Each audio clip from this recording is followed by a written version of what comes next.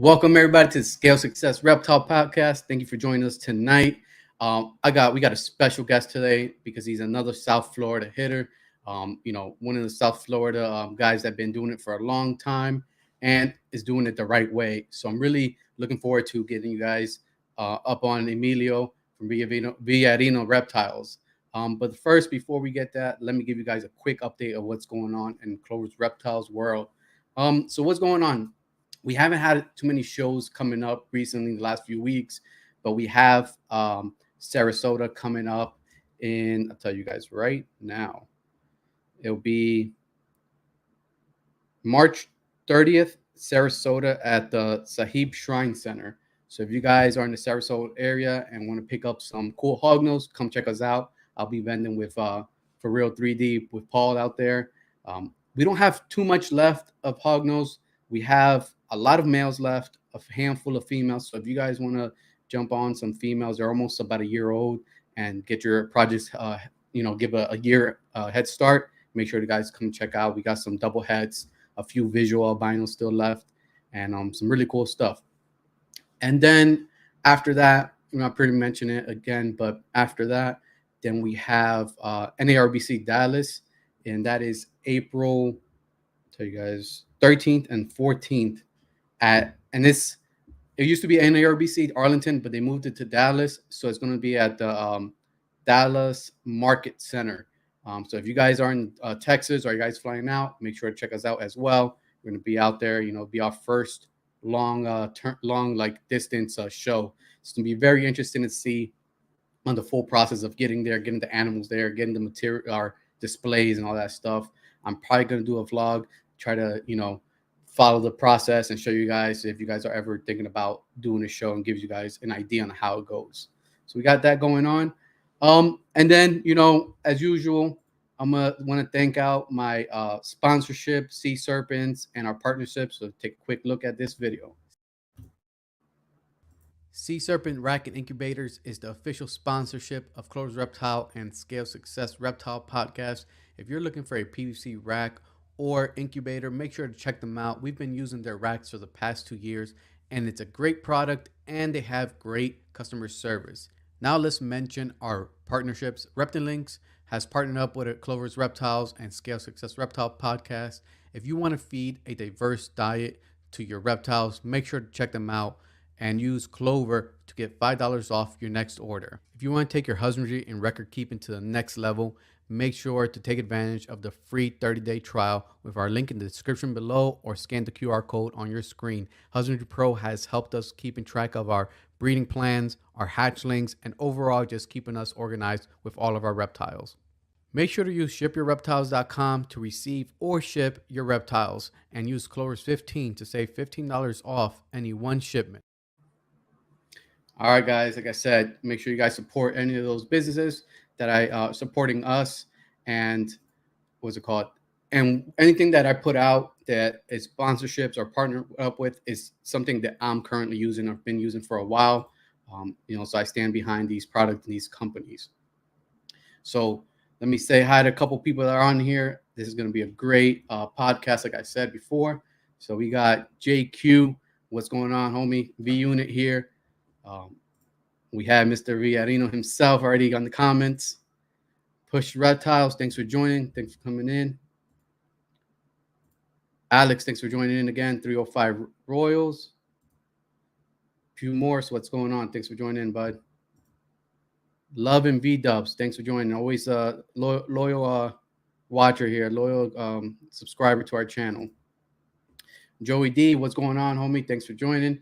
And if you guys enjoy colubrids and stuff like that, make sure to check his podcast every Sunday. If I'm not wrong, it's at 7 p.m. Eastern Standard Time, 6 or 7. Get some what's it called? Some colubrids in your collection, because colubrids are really cool. I'm biased because I have hognose. Then we have Eric's Morph Factor, another V Unit member. Thanks for joining in, bud. Joe, what's going on, man? Another big supporter, V Unit member. Petey Cologne, thanks for joining in. Thanks for tapping in tonight. All City Serpents, James, thanks for joining in, man. Thanks for supporting our channel. Bohemian Exotics, Carissa, thanks for joining in. Thanks for supporting. Billy, one of the hog nose guys. Thanks for joining in on this podcast, even though it's not hog nose. Well, there might be some hog nose in this podcast. So, you get a little bit of hog nose content on a ball python show. Boba Fettuccine, thanks for joining in. What's going on? Um, Again, man, a lot of supporters here right now in the chat watching tonight. Our V Unit supporters, people that's Trap Fam, all that good stuff. Thanks for joining in. Casey, what's going on? Thanks for joining in, man. Thanks for the 3D printed hog nose. Really cool. My kids really liked it.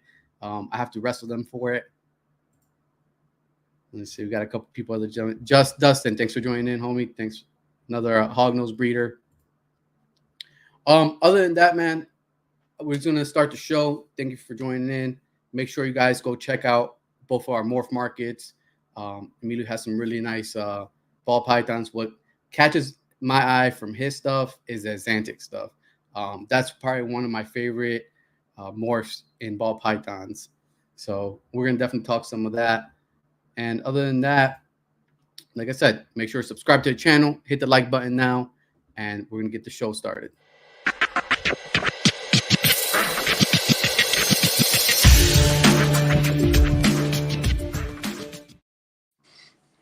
Emilio, welcome to the show, bud. What's up? What's up, man? So, I just remembered something I didn't mention in the intro, and I mentioned it to you when I asked you to come on the podcast. Today is, well, this week, yesterday was a year of starting the actual podcast for me. So, I thought you were the perfect person to bring on because soon after I started the podcast, we met up at the what's called SFWC meeting, linked up, and then it's been a great friendship, and we helped each other, and you showed me a lot about the South Florida reptile shows and Repticons and stuff. So I thought you were the perfect person to bring on for the year the annual show. Congratulations on a full year, bro. What I can tell you is we met. I was always very impressed with you, and you helped me build the V unit. You were one of the original members. Bro, it's been amazing. And what I can tell you is that we are a force to be reckoned with in Florida now. All together, we are a force to be reckoned with. I hear that, man. And I see it, man. It's one of the groups that has the most, was it like substance in the daily chats. It's not just, we joke around. There's, jokes thrown around, stuff like that. But there's always information be put on the chat. There's always some schooling going on. And about guns, I came in and I brought the Hognose World in and stuff like that into the chat. So it's been really cool to grow with the chat and seeing everybody grow as well. I think that's my favorite part about being something like that, like seeing everybody grow. And that was the exact conversation we had at the meeting, right? I told you, hey, yep, get in there and be the hognose guy. Yeah, for sure, man. Straight up, and that's exactly what's happened. Yep, yeah, it is, man. And and that was one of my main goals when I started Hognose too, was branching out and almost like Joey, Clover corruption, right? Like branching out and bringing the Hognose into other species and other groups of the reptile world, and also taking information from the ball python world and incorporating it into the Hognose and what I'm doing with my Hognose, because at the end of the day, the ball pythons are the king of the reptile pet industry. Yeah, but don't get it twisted. Hogs are right there next to it. It's getting really close, and it's also becoming a worldwide interest.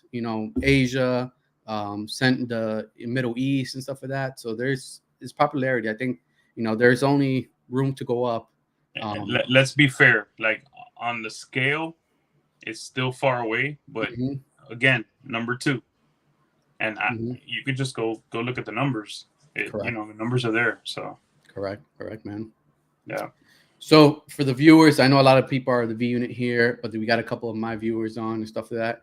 Give them a quick overview of what got you started and how long you've been doing reptiles? Well, um, like everyone else, I was that little kid in the yard catching lizards and fascinated with ringneck snakes and um, fascinated with GI Joe and Cobra, and I go back to those cartoons, and I was always fascinated with the bad guy, Cobra, Yeah. the voice, and when he would turn into a snake and whatnot. I would say maybe Ninja Turtles might have had an effect also, um, but there was a pet store in Mall of the Americas back in the day where I would go in with my grandmother and my mom, and bro, they had everything in there from scorpions to tarantulas to, I remember boas. They had a lot of boas. They had all types of animals, man. And bro, I was like fascinated, and I never had a chance to get any animals. And then one day, after I went into saltwater aquariums for a good Okay. while, and I started working too much. That's a very very labor intensive hobby for the most part. So one day, I'm living in Miami Lakes, Mhm. and I see that there's a reptile store, and I go in there, and the rest is history, bro. I get an iguana. The iguana doesn't work out. Then I get a Burmese python. I figure out what that ends up being, and I got my first ball python. Started doing research, and bro, that world, You just went down the rabbit hole after that, that right? world, that world slapped me in the face, Yeah. and I never looked back. Yeah. So you started as getting actual animals as an adult, then, right? Yes, You're already living on your own and stuff like that. I was 25 Okay. Yeah. when I got my first my first reptile again, because at 20 I got into the saltwater aquariums. I've always Mm-hmm. loved the ocean. I've always been into fishing, Mm-hmm. and I love fish. And listen, bro, a saltwater aquarium is the most beautiful thing you could have in your home. Yeah. If I had the time, I would have 100-gallon tank right now in my house. Yeah. Without a doubt, it's the most beautiful thing you could have in your home. Yeah. So, but yeah, I didn't have time for that. I was busting my butt to make it happen, and get my house, take care of my family, my kids, and that had to go. I hear And that. then I fell into reptiles, bro. Yeah. And it was probably too, with the Latino culture, right? Where like a lot of Latinos, especially parents from our parents' age and stuff like that, don't aren't are afraid of reptiles and don't like a lot of animals in the house, you Yeah, know? well, reptiles, they said it was the devil. Yeah. Yeah. Snakes were the devil. Yeah. Yeah. It's but it's part of the cultures, right? And Yeah, you see that all over the world and stuff like that. Similar situation. With me, it's just the general Latino culture is they're not into that. But you become an adult, you have adult money, and you can actually start getting into your interests that you have and hobbies and stuff like that. yeah. That first year, I probably got 10 snakes. I probably spent at least, I would say, $6,000 in 2006. I mean, Yeah. that's a nice chunk of change. Yeah. Adjusted for inflation back in the Hmm. day. And when you got that stuff, was it just what you liked at that moment, or you already had research and you're like, okay, I want to breed some stuff? Well, straight up, I wanted a pied, but I couldn't afford it. Hmm. I think a pied back then was, don't quote me, but at least 10 grand. A Okay. blue eye Lucy was 15 to 20 grand. So I ended up getting a spider. I ended up getting an albino, a pastel, a yellow belly male. I ended up getting, the stuff I could afford and have fun with it. Yeah. And then so then with the ball pythons, what what drew you into that and then decided to specialize in the ball pythons? Well, first and foremost, they're amazing pets. Uh, they end up at a perfect size. They give you that taste for a big bodied snake that isn't going to grow way too big, right? And it's docile and amazing, it has amazing paint jobs, amazing patterns. Yeah. I mean, they were, valuable. They were. I think they checked every box, and very hardy species. Um, Pretty easy to care for as Mm-hmm. well. I don't know, man. I just fell head over heels. Yeah. You know? It was that was your species, it drew Yeah, you in, and then you hit went down the rabbit hole, and that was it, right? yeah, man. Yeah, Oh yeah. You see that's a beautiful moment too, like when that it mesmerizes you and catches your attention so much that you dedicate so much time to the research, to the care of that animal, you know. Did you have at that moment? You said you already had a family and everything, right? yeah. How did you work that dynamic into the family, like bringing a reptile into the family world? Bro, I built my first rack.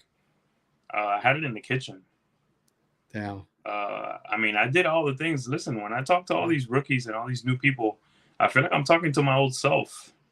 Um, and that's what allows me the patience to, and not, I haven't lost that connection to my old self, the rookie, the person that got in. I haven't forgotten who I was. I'm still that person inside. So when I talk to everyone that's just getting in, I try to help them to do better than what I did when I got in. So yeah, I had them in the kitchen. I had a small bin of rats in the closet that started to stink really fast. I got bit really bad. Like I still remember that bite. Damn. Um, that ended really fast, by the way. The rat breeding in the apartment. Really? Oh yeah, Yeah, I can imagine. I can yeah, imagine, man. it ended really fast. And you know, at the same time, simultaneously, I was doing well with my job. I was always hustling, right? So everything started happening together. Promotions at work, making more money. Standard of living got better. Always, because I was looking for that to get ahead at all Hmm. times, just like I am now. I'm always looking for progression. So that's what's made me successful. What I would say is the snakes were never going to be a full-time gig, even a part-time gig. I was just a hobbyist. I was enjoying myself, trying to make the animals, beautiful animals I couldn't afford, and just work my thing. And it was like a therapeutic thing with the snakes, bro. Yeah, no, I got you, man. And you know what? With when you brought the idea to your wife, did you bring the idea to your wife, or did you just bring a reptile home and it's like, all right, I'm into reptiles Well, now? we went together to get the Okay, first. cool. What I would Yeah, say is that she's always been supportive. I'll tell you, when I bought my first albino for, $1,500, that kind of she was like, like, are you sure? Like this is yeah, kind of crazy. And but you know, I started to show her, what could be done with it. And I mean, it's been my gig. She's always supported me. She's always done her thing. A mm, successful partner, a successful wife makes the whole thing roll correctly. And bro, lately the last 5 years, she's been phenomenal. Like she's a beast with me at the shows. We've vended together, me and you. mm-hmm. Um, you know, um, Bro, she's a writer. She's there, man. she's critical, bro. Critical. Yeah, She lets me yeah, do my thing. She does her thing, and yeah. it's been great, man. No, I think that's very important. When you have that support, it definitely helps you get reach those next levels a lot. I'm saying not a lot easier, but having that support makes it better, and you can reach those goals a little quicker sometimes as well. You know, Yeah, what I could tell you is without her, I wouldn't be where I'm at right now. I oh, mean, don't get me 100%. wrong, you can never hold me down. I'll Mm-hmm, find a way. mm-hmm. But bro, she's the real CEO. I would say she's my backbone. Yeah, man. I say the same thing about my wife, man. She holds it down when, especially if I'm off of the show and stuff like that, from the beginning, from our beginning relationship, stuff like that. Um So you say that you never really thought about making this a business, but now we're talking to you today, and this is your livelihood. This is what you're doing, and this must be. Is it now that you're doing this, and when you went full time as a business, did you think it was like, damn, this is something I should have always been doing, or you understood that you had to grow into this? No, the other day on Trap Talk, Mark Mandic said something that I say in the group a lot, Hmm. but in another way. He said, grow into business, not go into business, right? I firmly believe in that. What I would say is 8 years ago, something like that, I was still wholesaling animals. I would produce stuff, trade for stuff, wholesale stuff. Um, then, things started getting real sour at work. And, I'm evaluating everyone that's been doing this a long time. And I'm like, man, I could do this, bro. Hmm. I know how to run a business. I pretty much have a master's in running a business. Um, I don't have a master's per se, but I ran a business for 13 years. Yeah. You know, Experience is everything, man. yeah, yeah. So, I had great knowledge when it comes to the snakes, the genetics, a real passion for it. So I started, 8, 9 years ago, really thinking, okay, I'm gonna build this and build a brand and take care of every customer. Like pretty much like if it, like I'd want to be taking care of Yep. myself, and here we are today. Oh yeah. Did it So. part time, like hardcore part time, 7 years, I'd say 6 to 7 years. Made money every year, pretty Mhm. much. I haven't had a bad year, to be honest with you. Um, and then for about 2 years now, I've been full time. Yeah. Was it, there's probably a good amount of people, especially in the economy in with it right now, that are right at that teetering level of taking the full dive in. Um, how did you feel when you said, "All right, I'm quitting my job, my long term job, and I'm going headfirst into this"? Well, the thing for me is that I had every angle covered. Mm, I'm financially set for the most part. I live under my means. That's very important. Um, what else can I say? I had like 4 years of really solid sales. Um, a lot of repeat customers. It yeah. was it was completely safe for me. Completely safe because from the beginning, there's something I left out of what we said earlier. I didn't see this market being where it is today. I was very Hmm. conservative. I mean, again, I was a kid. 25-year-old man is still not You're very still mature. learning. Yeah. Yeah, you're still learning the world, man. These days, some people are still home. You know what I mean? Hmm. I've been living on my own since I was 19 years old. Um, that gave me a little bit more maturity. But that said, I can't sit here and tell you guys I knew that the reptile market was going to be so big and that social media was going to blow it up the way it did. Hmm. And, we were going to be where we are today.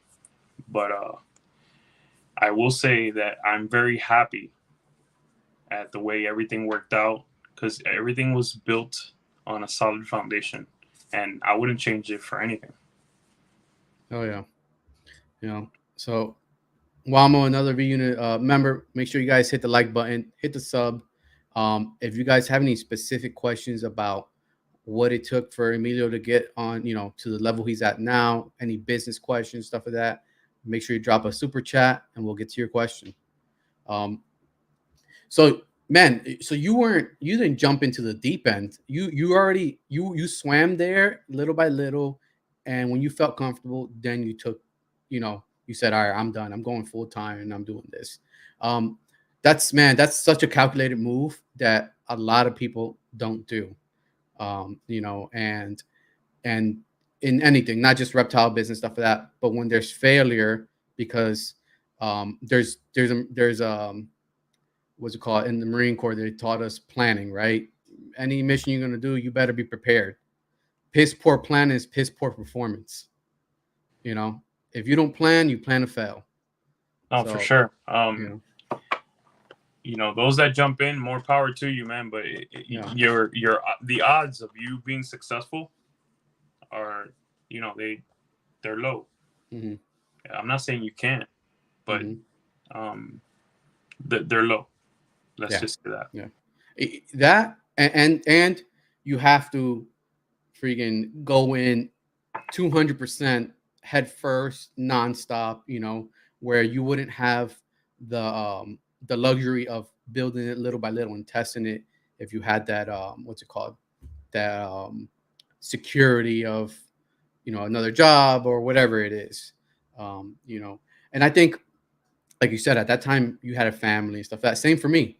You know, I'm brand new into this, and I'll tell everybody I'm no master of what I do and stuff like that, but I am a personality of I try to do the best and at one thing. Back to, like, you know, the military made me the man I am today. Marine Corps shows you specialize in one thing, you make sure you know that thing in and out, and then you move on to the next.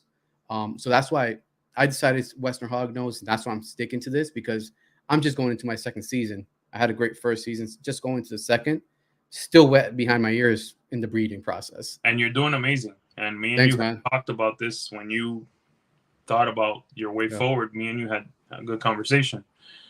You also did your time with yeah, with with our boy Ezra. Eslin. Yeah, yeah, man. Uh, Nobody does that. Yeah, man. You That's know, that's another thing too, man. Like, I think that's people aren't willing to do shit like that. yep, yeah. You know, That what's it called?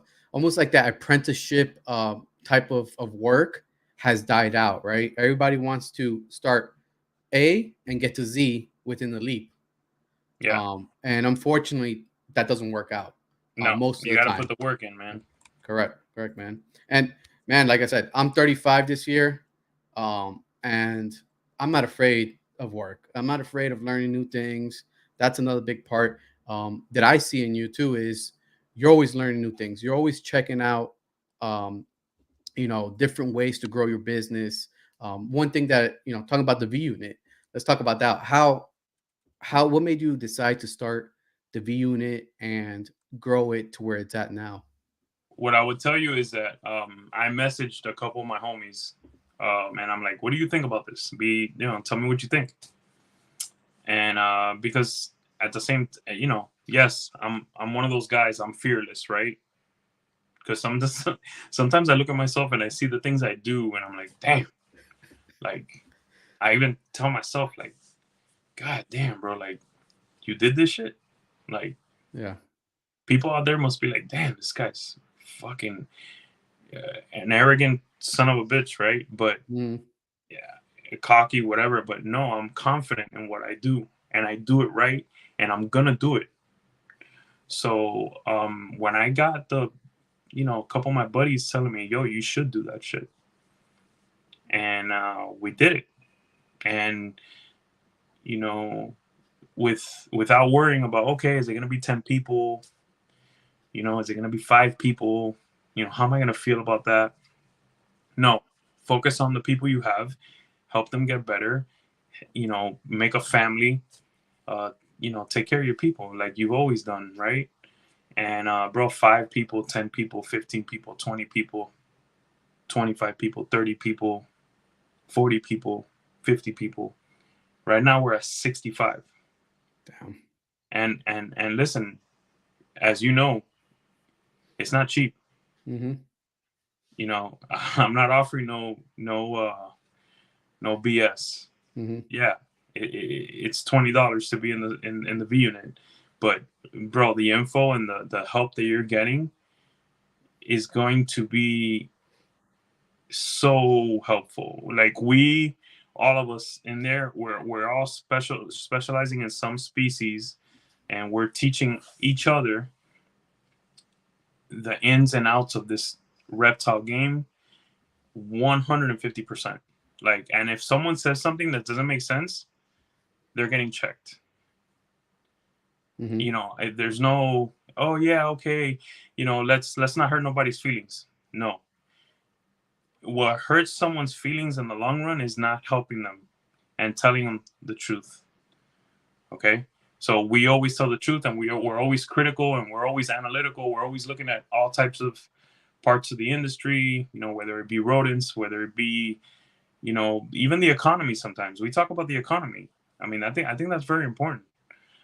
So bro, we talk about everything Mm-hmm. in there Yeah, that's what I was saying in the beginning. except There's for politics and religion. I agree, man. Yeah. And that's what that's what we said earlier. There's content. There's substance in the chat. And honestly, and I'll tell you this, and if there wasn't, I wouldn't be first of all spending my money and my time there, because at the end of the day, we are running businesses and stuff like that. So every dollar counts, especially for myself that we're starting new. And like I dove into the deep end and I tested it as I was going. Um, you know, but I was also very confident in my ability to push and put in that extra time and make connections and just myself, right? And I think everybody has that ability. You just got to believe in yourself and really think about a plan. And you got to put your money where your mouth is. At the end of the day, you have to have your Yeah, your people's back. You know, 100%. you got to tell them the truth, and you got to push what matters the most: the passion for the animals, the husbandry, um, you know, all that stuff together. U.S. Arc, everything, the Hmm. whole shebang has to be pushed. Yep. We need to teach everyone to make this better than when we got it. Yeah. Um, Want to make people better. You know, 100%, man. um, me and you have become very good friends, bro. I got your back. Hmm. I mean, I know you got mine. So, I mean, Yeah, that's man. why I'm on the podcast right now. For sure, homie. Yeah. You know, I haven't done a lot of interviews. I mean, you know that. yeah. Yeah, So, man.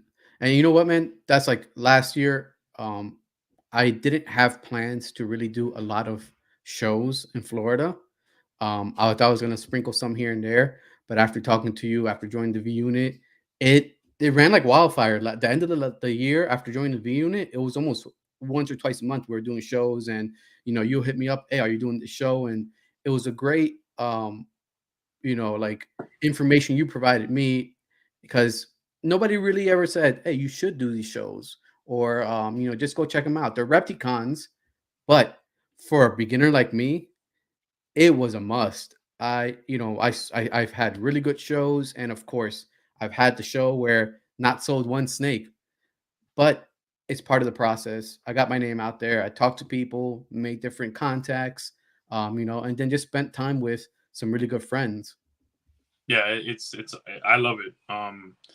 I've been lucky where I've only had one bad show.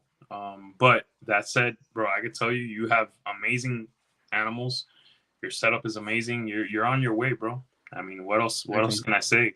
Yeah, man. I You're way appreciate ahead it. of, a lot of you are way ahead of where I was when I started.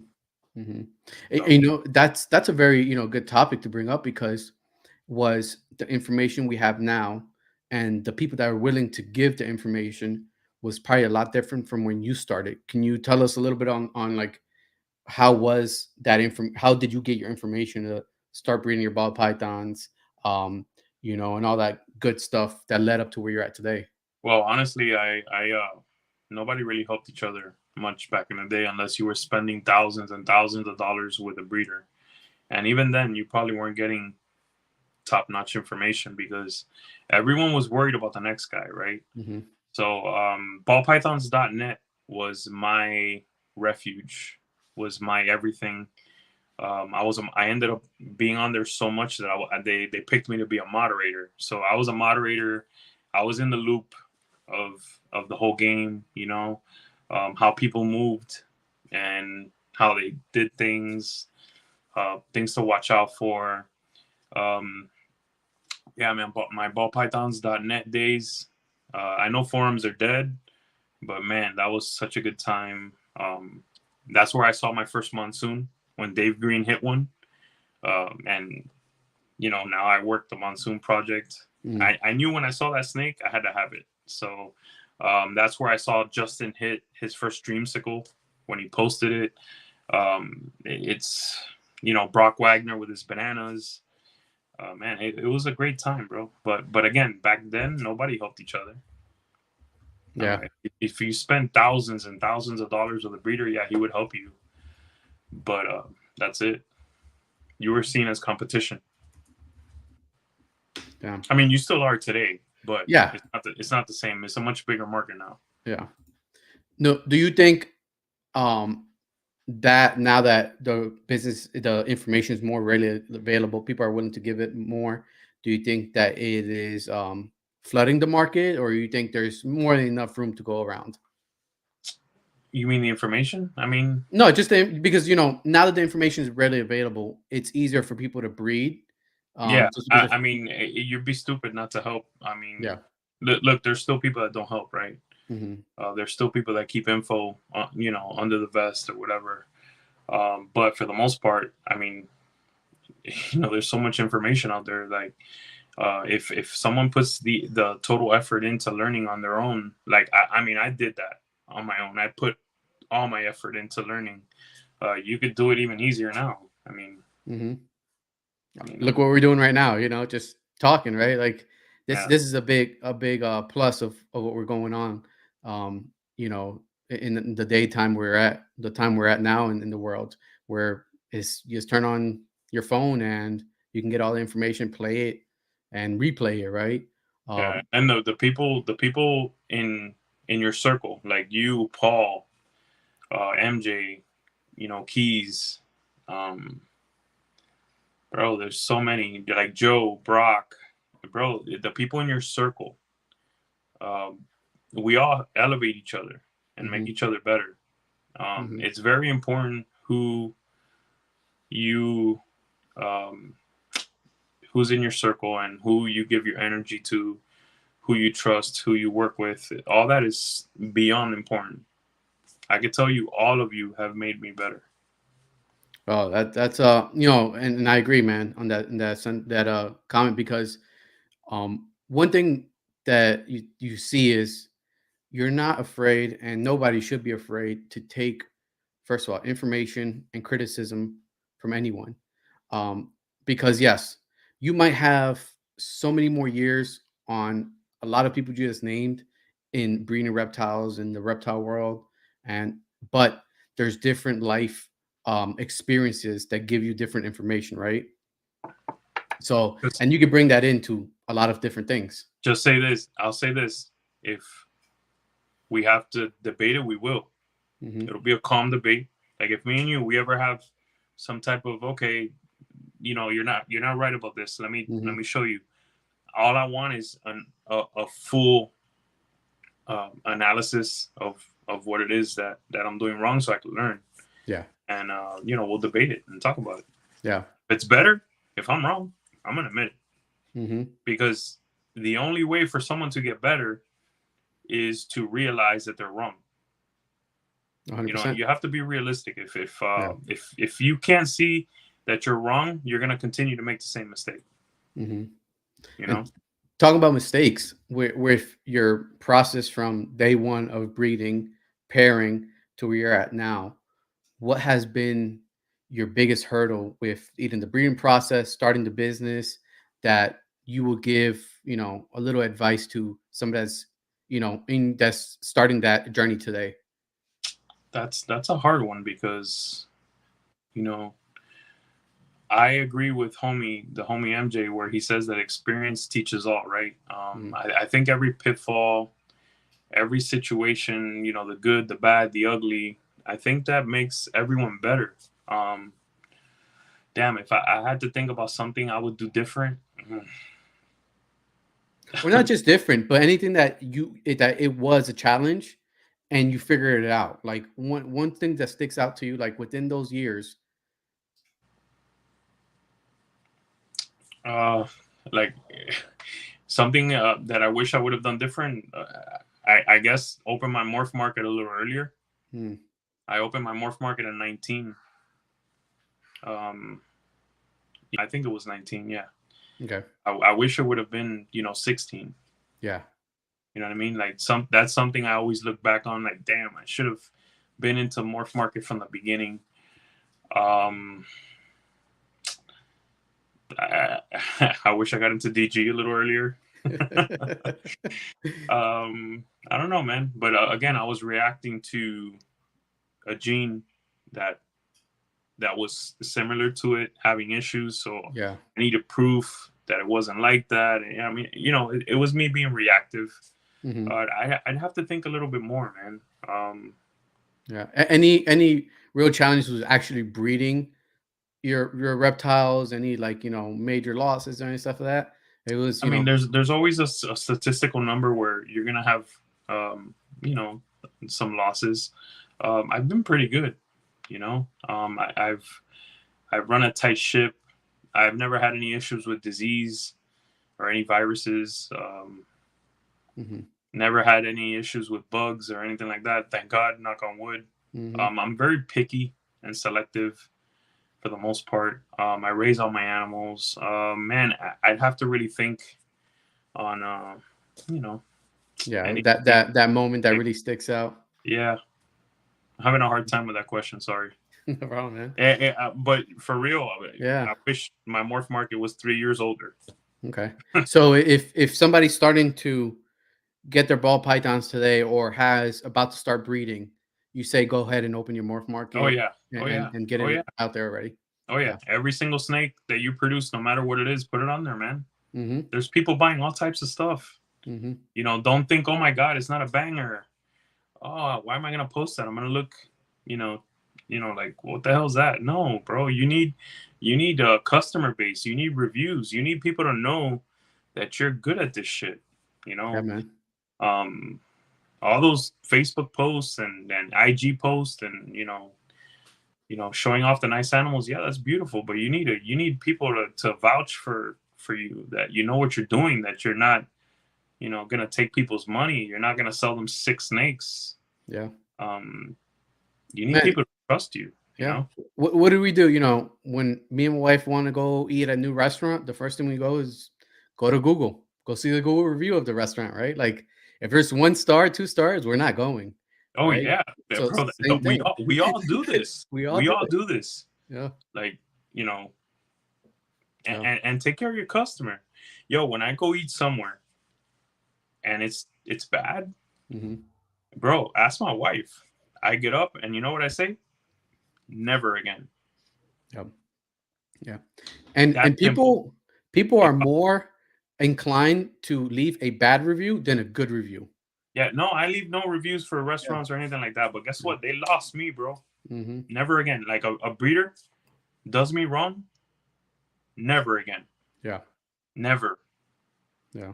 I'm just like that. So I want people to say, man, I love this guy. I love what he does. And then for the most part, that's what's happened. I really take every single transaction, every single customer serious.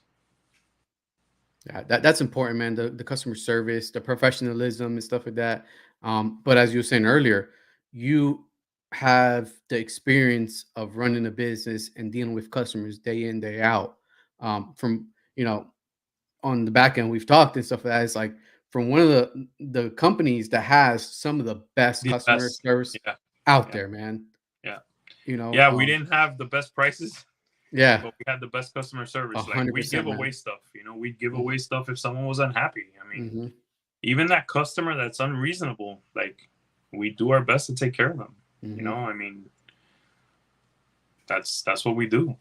You know. Yeah, man, for sure, man. And so, what's your here? We're gonna drop some really good knowledge because, like, with your customer service, what's your recommendation with dealing with a customer on Morph Market? We're talking about Morph Market that messages you and asks you 10 different questions for, let's say, a day straight or 2 days straight.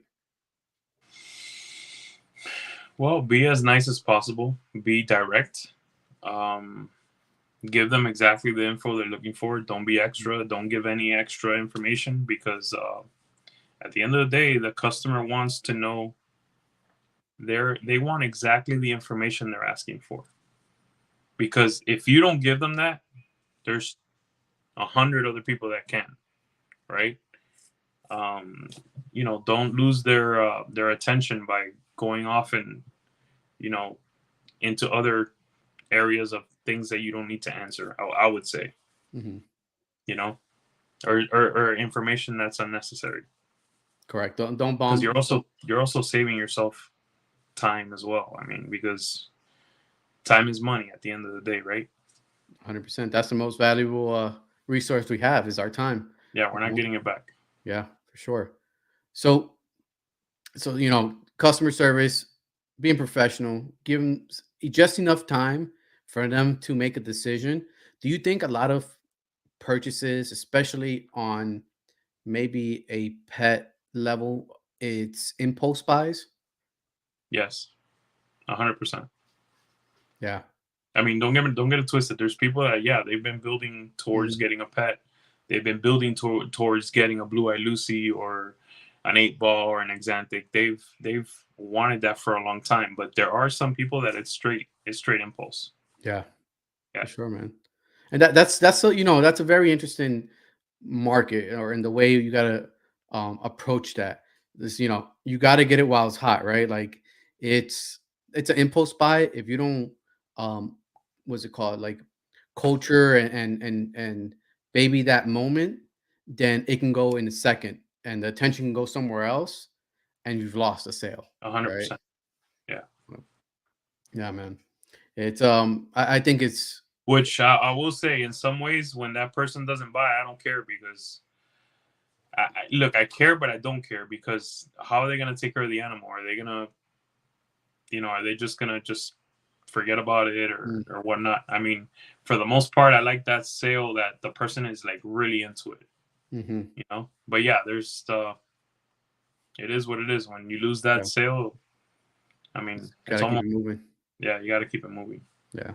So talking about like not having selling that animal, maybe not that person not being able to take care. Have you ever decided like, all right, I'm gonna ask a lot of questions of a buyer, or it's you just answer their questions?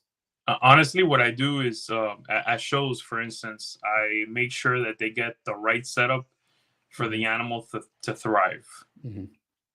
Because a lot of times people want to get a setup that's for them, for what they want, for it being, um, good for their pocket, Yeah. right? Or ideal for cost in Hmm. the long run. Um, a lot of times that's not what's good for the animal. So what I do is I focus on what's good for the animal, and getting that animal through that first year or year and a half with the buyer. And then the buyer, once they're solidified with that animal for a year and a half, they upgrade, and they get the cage they originally wanted and whatnot and stuff like that. Hmm. I don't know if you're noticing that at the show with the animals that you sell. 100%, man. 100%. Yeah. It's like you said, especially with hognose, there's stages. Especially if it's a pet, you have to have stages and different enclosure sizes for those stages.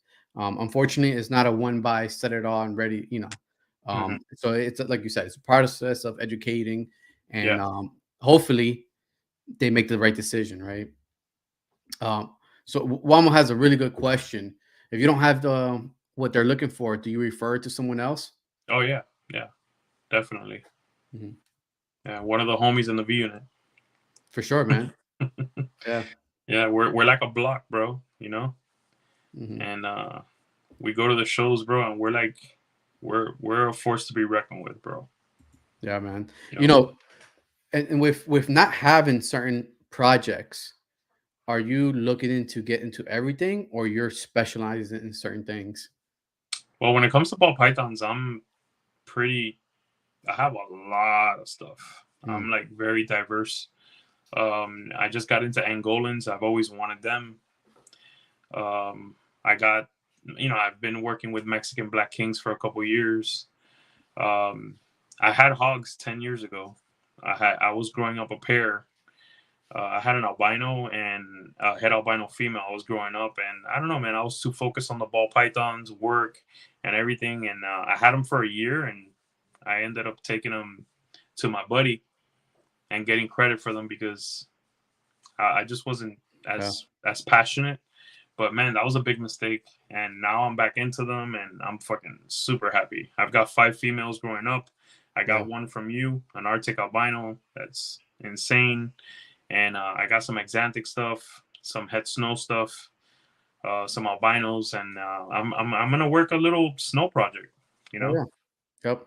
Oh, the snows are are one of the best movers. They're beautiful animals, you know. It's and then the byproducts of the heads are, you know, the albinos and the xanthics are also beautiful too, man. and then I told you this. I believe hognose are going to continue to grow. So I think there's gonna be we're all gonna eat. You know what I mean? Hmm. It's never gonna take over my Villarino reptiles. It's not. Yeah. Yeah. Um, you know, I'm not gonna have more than 10 animals. I just don't see that happening. I Hmm. really love the MBKs. I love the hogs. I want to have a nice group of Angolans, ball pythons. I have a huge collection of ball pythons, and it's only gonna get bigger. So, doing this full time, I decided that I wanted to have a couple other species. I also have some cresteds. I really love crested geckos. We have that's mainly Lisette's project. We have 2.5 right now, and they're fun, bro. And we'll see what else comes Yeah. around. I'm always looking at. I love colubrids. Joe has corrupted me. You got me into the hogs again. Hmm. What can I say? Yeah, man. You know, and very interesting because your name is Villarino Reptiles, not your ball python stuff. That was that a foresight? You know, No. it was just okay. Um, we found the regret. I regret not working Angolans earlier. Mm, I regret not keeping my hogs. You know, yeah, I yeah. regret not working the Mexican Black Kings a little earlier. But again, I was working. Sometimes working 2 jobs. Hmm. I mean, having the reptiles, being a father, having, being a husband, bro. I was stretching myself thin. I could see why I couldn't deal with another species. You know what I mean? Yeah, yeah, man. And you know, that was one of the biggest questions I was gonna ask because through all the years of you being a family man, working a career, and dealing with, you know, the reptiles and building the business on the back end, how did you figure out a balance between all those three major things in your life? Well, I used to work 6 days a week, and my middle day week off during from work was feeding day, and I used to pretty much clean 2 or 3 times a week after work. Yeah. Yeah, So it was off work yeah. and I back to, only you had know, one day off for a yeah, long time. yeah. That was That's the family day, yeah. which Yeah. was Saturday for the most part. Mhm. That's dedication, man. Yeah. That's a lot of work. Like you said, I did it for a year with Eslin, and I was traveling. You know, after work, I was traveling about a 30-40 minute drive every day to go, you know, go Yeah, clean bro. snakes and Listen, learn. nobody could tell me shit about work. Yeah. I had 3 days a week, Monday, Wednesday, and Friday, where I worked the whole day. The whole day. Okay. With like a 3 hour break in the middle. Hmm. And then I'd work, and sometimes I'd sleep 4 hours and go back to work. Bro, to make it, you know, without a degree or whatever, or, a profession, let's say, even with a profession these days, you have to fucking bust your ass, right? But nobody can tell me shit about work because, bro, I fucking used to work 70, 60, 70 hours a week I did that for a long time. Yeah. And that's how I got ahead. And that's how I've been Yeah. able to, that's how I'm living my dream now, you Yeah, know? man. Yeah. And I gotta say, you know, because like you said, you have the ball pythons now, you have a couple other species, but you have a couple other, you know, revenues coming in also for your reptile business. Can you give us a quick overview of that and like? Well, yeah, we got the snakes, Mhm, obviously, which is the biggest part. mhm, Uh, we have mice now. I sell mice. I save a ton of money on breeding mice. We have the V unit subscription. We sell some merch, and Lisette has her little thing going as well. at the shows. So I mean, it's been great, bro. I mean, diversity is key. Me and you have talked before. I Mhm. mean, I've always told you, man. Whenever you get a chance, get into that other species. When you decide that that's what you're passionate about it, and you want to, you know, take a little bit of energy away from the hogs, Yeah. because that's the thing. You're gonna take energy away from something that's growing so big. You know, Mhm. so you have to be careful with that. Yeah. So, to this day, you're still growing. Have you thought about what would be that moment where you decide, all right, this is my limit on, especially of animals, because you got the reptiles and you have the mice. Well, what I would say is, I've said this before. I don't want to lose the passion for what I'm doing, the excitement. So I feel like I want to be, I want to be at a place where stress is never there. So I don't want to overdo it.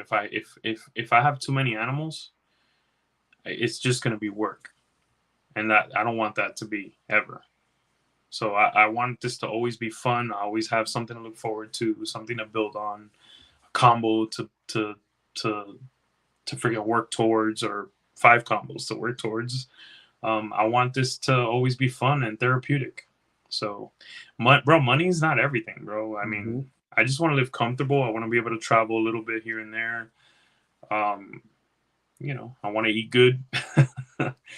I mean, I want the simple things in life, man. Yeah.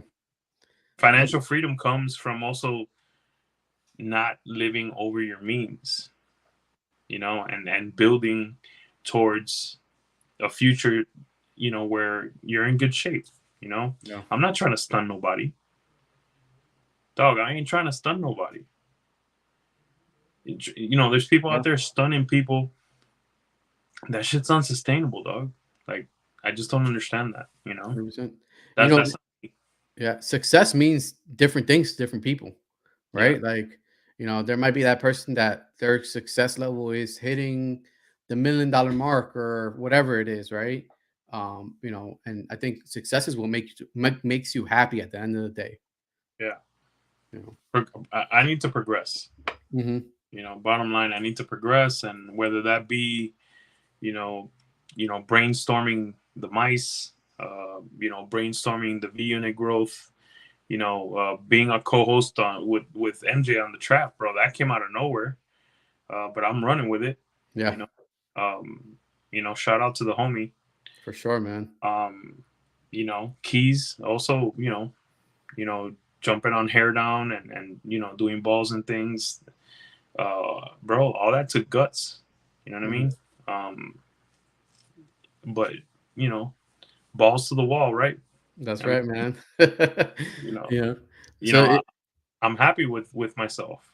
I'm yeah, content. I know I'm doing everything I can to build myself, my business, my family, my brand. Um, I know that if I do everything I can to make it happen, if I don't reach a goal, I know I won't be upset at myself, because I did everything I could. yeah.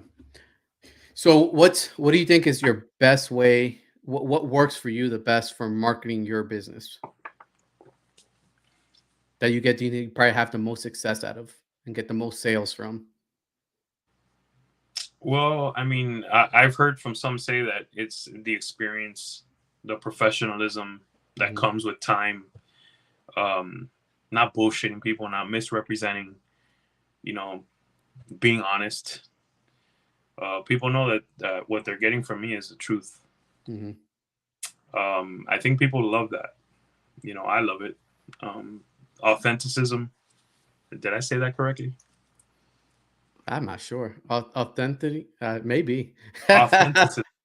Someone in the chat, let me know, There you please. go. I'm not an English major. Being authentic Yeah, to yourself and to others. I mean, like, you know, for sure, man. yeah. Eh, and I think a lot of people don't like to hear it or don't want to maybe hear the real, but it's what they need, right? All right, Joe. Authenticism, is that a Authenticity. word? Authenticity. Authenticity. Yo, that, He said authenticity. I mean, authenticity. Yeah, I'm gonna look it up later.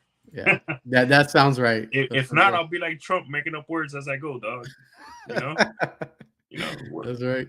We have a really good question from one of the bigly. viewers, um, from Diana. Do you ever think that basically hognose are ever going to sell as frequently as ball pythons? Um. All right. I'm gonna. Alvaro, you might not like the answer. I'm gonna say No, no. man. Go ahead. I'm gonna Yeah. say no. But there's nothing wrong with them creeping right behind them. There's some stuff with hognose that is just it's not for everyone, right? Hmm. But I will say for me, if anyone could do it, it's the hognose. Yeah. You know, I but think. Go ahead. real quick, ball pythons are perfect, man. They're just perfect. They are unstoppable. You could call them pet rocks. You could call them whatever you want. Ball pythons are king. There's nothing that can mess with ball pythons. Hmm. Again, that's just my seasoned opinion. Yeah. Doesn't And mean I love hogs. yeah. No, man, for sure. And you know what, man? I don't think, and this is another thing, right? Like the ball pythons, they have the right size. They have a good temperament that a 4 or 5 year old can hold in their hand and be pretty comfortable with doing that. So they have a lot of stuff that's working towards, and that's the reason they're at where they're at now, right? There's nobody that can take that away. And like you said, the hognose are going to keep growing, and it might. I don't think. I mean, it'll be a crazy surprise to me if it overtakes ball pythons, but I don't think it will. But I think it's going to be that very close second, maybe from another species and stuff like that. But in In snakes, my I think, opinion, they're second already. yeah, Yeah, I mean, if you look at the overall hmm, market impact, in my view, yeah, yeah, because boas were second for a long time, and I just don't see the boa impact anymore. I listen. Don't anyone in the chat? Don't get mad at me. Okay, I'm just giving my analysis. Okay, mhm, um, boas have slipped a little bit. yeah. You And know, then we're talking about like the overall, market where it's pet and the very like hardcore enthusiast of reptiles. So you got to take it in. You can't just say, well, the pet industry's here, and then the reptile enthusiasts that are breeders that like those niche, um, what's it called, reptiles. real quick. Yeah, I'm sorry to interrupt you, but go ahead. Joe's saying in the chat that crested geckos are number two. I guess I'm being a little. I'm a snake guy, bro, Yeah, through and through. yeah, So I'm only talking snakes. You're yeah. right. Crested geckos are number two. But when I talk about snakes, when I, for the most part, when I talk reptiles, I'm talking snakes. My bad, dog. Yeah. Yeah. So, and that's the thing, right? Like, and the numbers, you have to look at numbers. We talk about numbers all the time, right? It's like how many being produced to how many being sold, and the average also too of cost of what's being the price on them too, I think that all that plays into part of it. Um, and I see crested geckos, why they might be number two, with all reptiles, and it's because people like that they're just stepping into rather do a lizard than a snake. Hmm. It's easier for them to bring a lizard that has four legs into a house than maybe a another type of snake. They're also really easy to take care of. Yep. Their setup is super cheap. Um, they're pretty much, I guess you could almost say, bulletproof. Hmm. They're cute little animals, bro. I mean, straight up, like I Hmm. love them. You know what I mean? They're great. The colors, I mean, they're Yeah. just dope, man. You know. Yeah. Do you have any species, like any very niche species that just for you that you want to bring into your collection one day? Maybe not even breed, just to have as like a showcase animal. That's a good question. I'd have to think about it a little bit. For me, Once I have a full grown Angolan, I'll know Mm. if that's if I'm already content with that. Um, I like boas, but I've been flirting with them again. You know, getting some leopard stuff that kind of stays on the smaller side. Um, I don't know. I was looking at some indigo, some indigo stuff. Hmm. You know, yellowtail crebos. Um, I think that's about it, man. I mean, I've always loved venomous stuff, but I can't take that risk. Yeah. I've always loved cobras. I want a cobra, but I just can't take that risk. Yeah. One bad move, and 100%, man. you know, I mean, you got to give a shout out and the uh, props to the people that take care of them and do it correctly what I because would say to you and to those out there with venomous, bro, you could lose your life first. You know, second, one mistake, and it's a life altering event. Mhm. You know, you're talking about a $500,000 hospital bill. Like, the fuck are we doing here? I mean, 100%. I mean, to each his own. My dog Paul Yeah. had him. He's a professional. Mhm. It's just not for me. Yeah. It's not for everybody, man. It's not a personally, I don't think it should be readily accessible for anybody that can just go and buy a venomous that day that has no experience. No, yeah, it's not. You need a You permit. know? Yeah. Yeah. Yeah. And in Florida, luckily we have a permit. There's other states that you And let me can. tell you, it's Yeah. hard to get that permit. Hmm. You Yeah. need a ton of It's hours. It's not easy, bro. yeah, it's 1,000 hours per species Yeah, it's of yeah, incredible. it's insane. It's a You lot. got you have to love it. 100%, man. Um, so with genetics and stuff like that, because somebody asked about if you have a black-headed Xanthic pied, um, is that something you're working towards, or you have anything like that?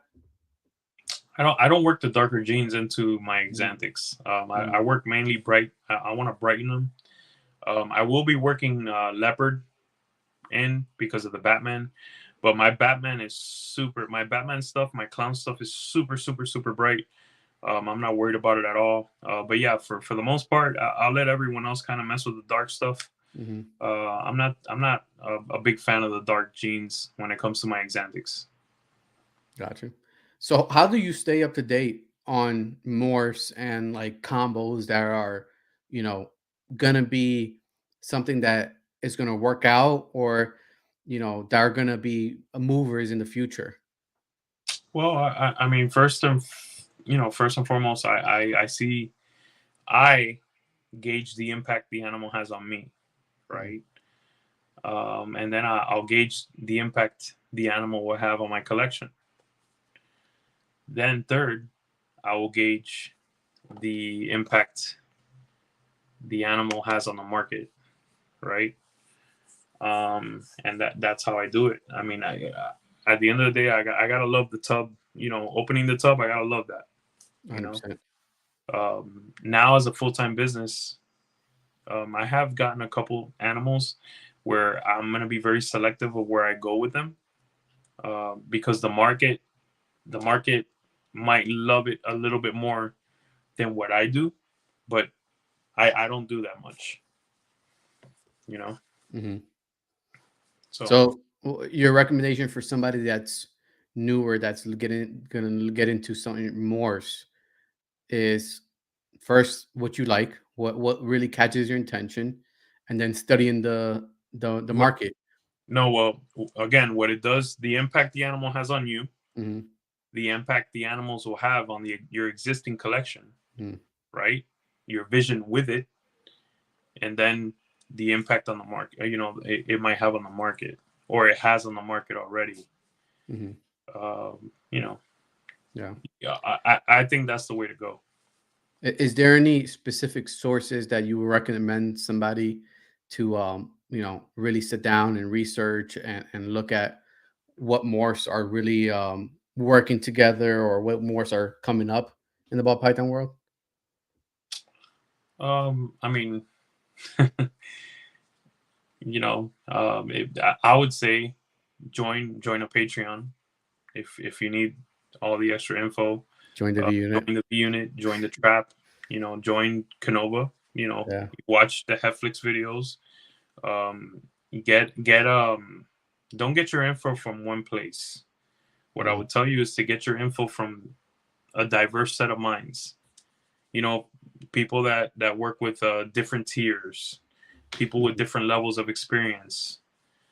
That's something that I really like about the V Unit chat is, we have 60 people in the chat. You get a diverse, a diverse, impactful, uh, a bunch of diverse opinions that really hit you all at one time.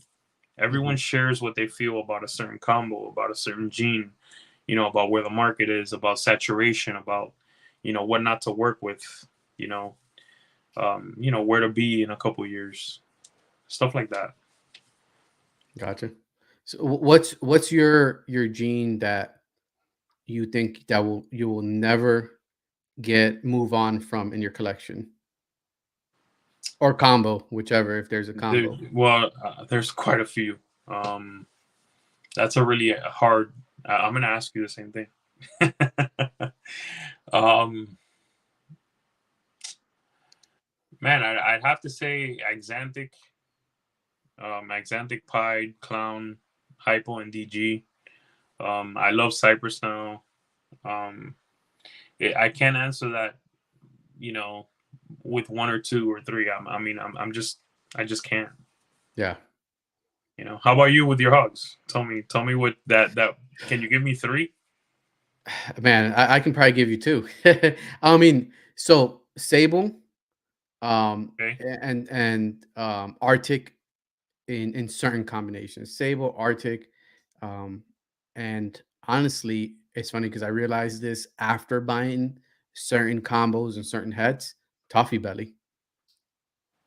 It's one of the like I like Toffee Belly in a lot of different combos. So I think those are my three. I would say I would add Swiss chocolate to that, but I just got it into my collection, so I don't have firsthand experience of producing it and making it into combos. But from what I see other people doing, it's a very another powerful gene. And in the what's it called in the ball python world, in the reptile world, there's always new genes coming up, right?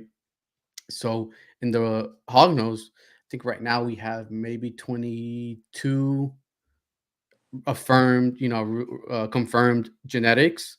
That's including uh, incomplete dominance, recessive, and dominance. There's only about like 22 or 25, I would say. Um, and I think within the next year and two, there's a handful of people releasing something new that they've been trying to prove out within the last couple years. So I'm very excited to see that. Correct me if I'm wrong, but I'm still learning a little bit. The newest genes are Swiss chocolate and Arctic. Swiss chocolate and sable. Okay, Yeah. Arctic's pretty new. No, Arctic's been around for a long time. Okay. The thing that it was, it was produced by Jeff Gale with JMG Reptiles. It came from a line called Lemon Ghost, where it was basically yellow lemon colored hognose, and he was able to produce the Arctic out of there. Mhm. Um, so he actually had Arctic in his project in his collection for a while, but never really proved it out until after a few years. So it's been out for a while, but Swiss chocolate is the newest, and then it's Sable. And like I said, there's probably a handful of other stuff people are working on right now to prove out. What we're missing in the hognose morphs is more pattern morphs. Oh yeah. We don't have enough stuff that actually works with the pattern. Everything is colors right now. So and with ball pythons, are you looking into pattern more? If you had to tier it between pattern and color, um where are you Um, tiering that, one or two? I mean, they both go together very much. Yeah. So right, but I've always been a color guy. Mm. I'm gonna start working pattern stuff a little bit more, puzzle. I'm gonna get some trick stuff this year, hopefully. I got Cypress to kind of put some pattern into my stuff. Yeah, man. I've always liked reduced pattern stuff in ball pythons. I will say that. But I do like some pattern now with like trick and puzzle and stuff like that. As you know, with the hogs, I always tell you I really love pattern. Yeah. So especially conda pattern for the most part. That purple line albino that you have with a thick Hmm. pattern, I love that snake. That always stays with me. You know, did I Yeah, did I man. ID that correctly? Yeah, it was. Yeah. Damn, Yeah, I'm man. getting there. I'm getting there. Yeah. Yeah, man. Yeah, you the time was the other day you were here, you picked up a good amount of Arctic albino stuff, from the get-go. So that's pretty Yeah, cool. yeah, yeah. Yo, what's up? Eslin's in the chat. Yeah, Eslin, man. What's up, bud? You know, another like I've talked about Eslin, we've talked about him here and The really homie. good guy and one wealth of knowledge in hognose and many other reptiles. He's been around for a long time. Yeah. Um, you know, so right now, you talked about in the what's it called in the thumbnail. I have an exantic animal and I have a bell, right? Um, Tell me what is iconic about those two animals that because I see you really enjoy working and then showing those two different morphs and combos. Well, Axanthic Pied was my first double recessive. Mm, I have a double recessive army and a triple recessive army coming, quads, all that stuff. When everyone was out there stacking incomplete dominance, I was out there making my double heads. I'm very proud of that. Um, my bells, I love my bells, man. I fell in love with bells back in the day, and you know, one of my first expensive buys in 2006, I paid $1,400 for a lesser male because I couldn't afford to make or to buy a blue-eyed Lucy, right? So I ended up buying the male, making lesser females, growing them up, and then making my first bell. Um, you know, and let me tell you something. Something that I got right was my logo. My logo guarantees me, a very big impact, and it's been amazing. You know, yeah. I've thought about changing it to something more investment driven, but that would be a mistake. Hmm. I pride myself on offering every single tier in the game. You know, so now I'm going towards that high end animal. I've been in that low and mid high. Now, eventually I want to get to that high as well. You know, Hmm. so Um, that's where we're going. yeah, and with that being said, would you recommend somebody to have a wide range of production between pet and investment? What are your thoughts on people that That just doesn't say, that doesn't work for everyone. mm, It might work for me because I have the time and I'm full time. mm-hmm, For a small hobbyist out there, they want to make investment animals. They want to make high end. They want to make amazing combos.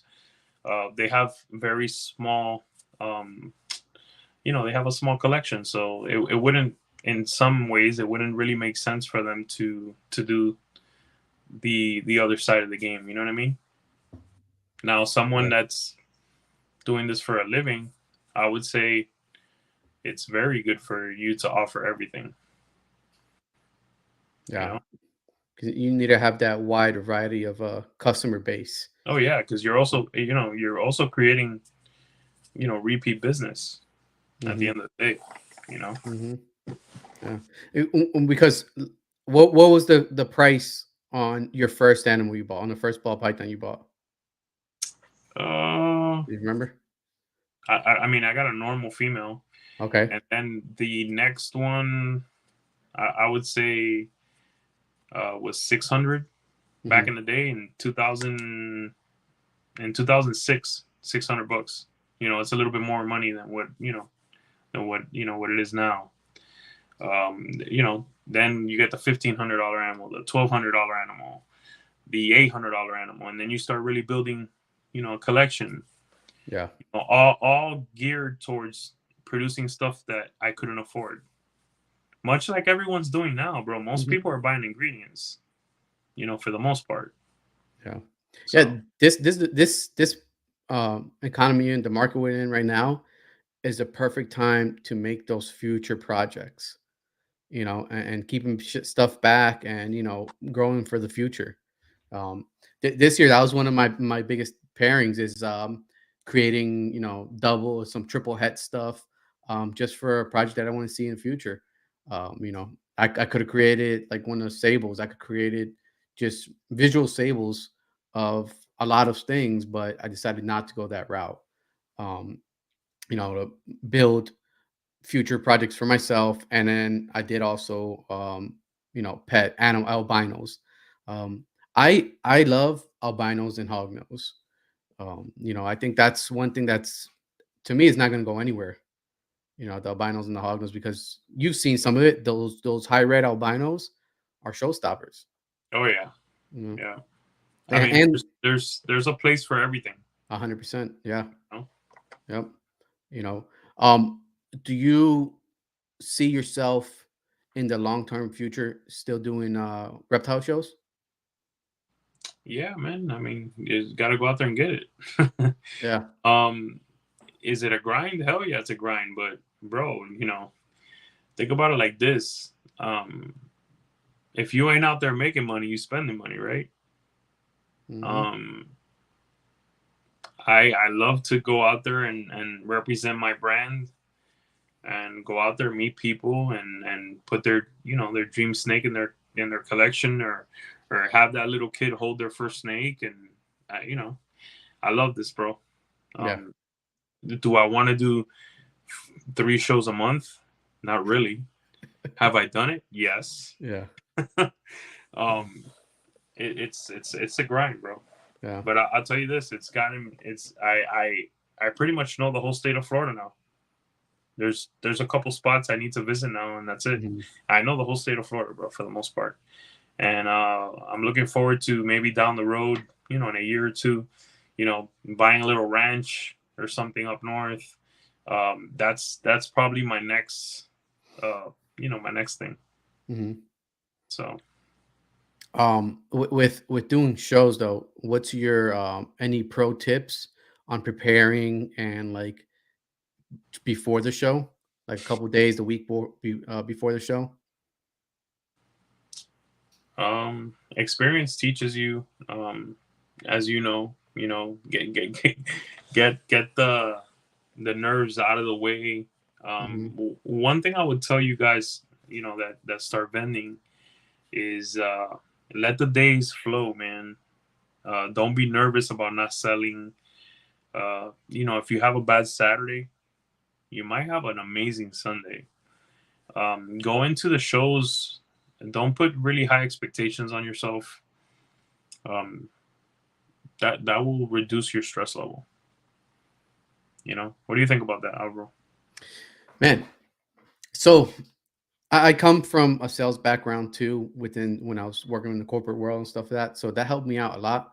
Um, but if you stand behind your product, our snakes, the reptiles, then at that point it's easy, right? Like you're selling your dream to somebody else. It should be easy to talk about. I think that's my point of view, right? Like your passion, when you talk about your passion, people see it and it pulls them in. um, you know. And one thing I try not to do is not be a used car salesman, Yeah, and push on somebody something. Somebody shows interest, like, yeah, you do have to grab attention from people, but you also need to know when not to push your boundary too, right? And that's just a process of learning and reading people's what's it called, body language, and the way they express themselves.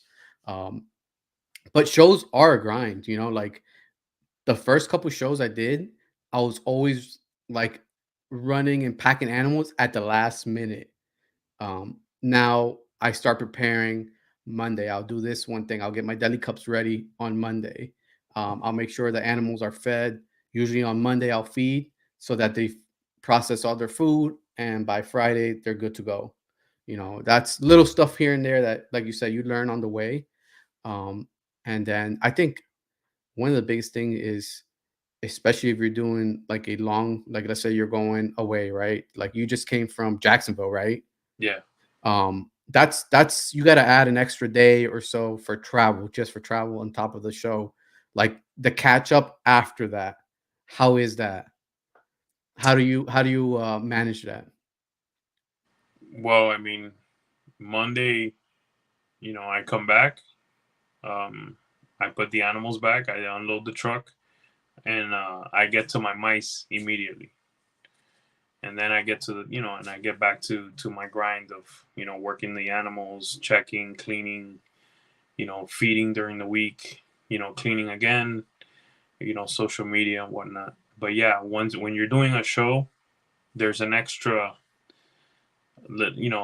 day or two that you kind of lose when with your overall system. I'd say is Mhm. that what you go through too? Yeah, yeah, there is definitely a comeback.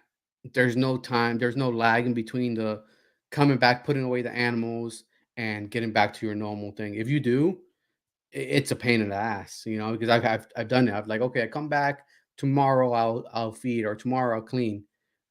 It's You're from also one thing to tired another. on top of Yeah. that, you know. hmm The driving, the standing all day. Um, Another thing, vending all day Saturday, most of the time, right? I'm really tired. hmm Yeah, Saturday night I go to bed early, hmm and then Sunday I wake up. You have a little bit more time to get to the show. You're all set up. Sunday's the nice day, but then you got to drive back home. Yeah. So, but yeah, Yeah. Hell yeah. Yeah. Saturday That's. Saturday is the setup. You're hustling. You make sure everything's labeled. You make sure everything's clean. You check if anybody pooped. You make sure you got your inventory sheet. You know, you make sure you're pimped out. You go, you do the retail look. Okay, this looks good. This looks good. You're doing your social media shit. I mean, there's a process for sure. You Yeah. know, With social media, and it can be when people go and see your Instagram profile, right? You have a decent amount of followers, right? When did that happen for you? Did you grind for that, or was it just organic? Just putting your animals out and it happened over time. well, I don't quote me fully, but I'm Mhm. pretty sure my Instagram is, uh, I would say it's like 10 years old. Mm, I mean, that all that comes with time, bro. yeah, yeah. You were early adopter of Instagram. Yeah, I'm Yeah. pretty sure it's like at least 9 to 10 years old. Mhm. I mean, you could go all the way down through I think I have 700 posts. You could go all the way down and see stuff from the beginning, like your trajectory or Yeah. whatnot, or your path. Mhm. I haven't deleted shit, you know. No, So there's no reason to, right? Like you put it out there, and you stand behind what you everyone do. has, everyone grows. Why, Mhm. I was you guys once. 100%. Yeah. Everybody's, nobody starts at the top. That's one fact, you know. No matter if you have unlimited money and stuff like that, and you can buy as many reptiles at the best genes, you're still at the bottom trying to figure it out, and doing the work, you know. That's Yeah, another thing. Well, yeah. you just brought something up that um, I've always focused on keeping, but also making money. Right? hmm There are some animals that I probably sold in the past that maybe maybe I should have kept. But what I would say to you out there is that make the money and keep the animals. Do both. You know, hmm um, that's made me very successful, and I've never been worried about. Okay, is this guy gonna hit before me and all this? I'm worried about Villarino Reptiles. You know, Yeah. about this being you know the best it could be. You know, 100%. financially and oh, on every in every way, you know. Yeah. Do you ever find it difficult to like decide on what you're gonna keep and what you're gonna sell? Well, no, there's stuff that you absolutely can't sell. Hmm. For the most part, I've been pretty good with that. But could I have kept, you know, a couple more exantic pied females? Definitely, right? Hmm. But I gained amazing customers by letting those animals go, and I made my money. You know, Hmm. that's what I mean when I say I could have kept this, I could have kept that. You know, Hmm. I would have a little bit more of certain things to have a couple more options. But again, getting back to what we were talking about earlier, I mean, I wouldn't change a thing. I'd change a couple things, but Yeah. overall, the overall way I went, I wouldn't change it. Oh yeah. No, you know what, man? It's the where you're at today. Um, it's part of the process. Mistakes are part of the process. Growing pains is part of the process. Anybody that tells you that it was easy and there was no mistakes, there was no losses, they're BSing you. You know, because it's part of it. We look outside the reptile world. How many big name businesses close, and restart again as something else, I right? mean, I've lost animals that Yeah. hurt. I mean, but I don't bring that Yeah. up because I mean that's part of the game. I mean, Hmm. these aren't machines. These are not, Hmm. you know, Yeah. these are living animals. I mean, Yeah. It's not like we're gonna, make this yeah, cup and set it there and it's yeah, gonna I be mean, there for, yeah, however long, right? Like, yeah. yeah, yeah. Yeah. And but yeah, like, but like I said, the process, it's part of it. Um, with anybody that thinks, I think that it's gonna be easy. When somebody says it's easy to breed ball pythons, what are your thoughts when that comes when somebody says that? I mean, it is easy to breed ball pythons. It's not Hmm. easy to breed the right ball pythons. It's Hmm. not easy to continuously breed ball pythons and be successful at it. It's not easy to be profitable doing it. Hmm. Um, you know, it's not easy to have a grand vision of where you're going to go. That's why I would say a good 80% of people fail. But I think more than anything, that's a lack of passion, a lack of discipline, and a lack of passion, discipline, and I hate to say it, but work ethic. 100%. I mean, Yeah. Yeah. A lot of people think discipline it's a very important word, but a lot of people think that being disciplined, it's like giving away your freedom and being able to do things, right? Um, but if you have discipline now, in the long run, you will have more freedoms, more opportunities, you know.